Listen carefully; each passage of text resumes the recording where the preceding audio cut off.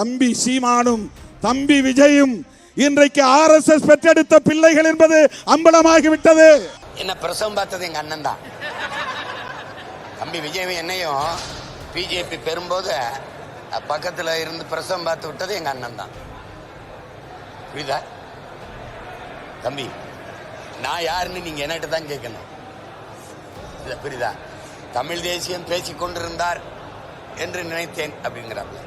காலங்காலமா அவர் என்னை போலி தமிழ் தேசியவாதின்னு தான் பேசிட்டு இருந்தாங்க. நாங்கள் கூட எங்களை போலி தமிழ் தேசியவாதிகள் என்று கூலி திராவிடர்கள் கூவி திரிகிறார்கள்னு பேசினேன். விடுங்க தம்பி.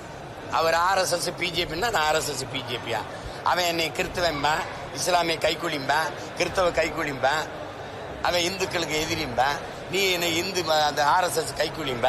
ஆனால் ஒரு வயலும் 10 பைசா அது இல்லை. இந்த பொதுக்குழு நடத்த காசு இல்லை, திறன் நிதியில் திரட்டிக்கிட்டு இருக்கோம். எவனாவது கூலியை கொடுத்துட்டு பேசு. என்னப்பா கூலின்றது? அதை விடுங்க. அண்ணன் தானே பேசுறாரு, பேசிட்டு போறாரு.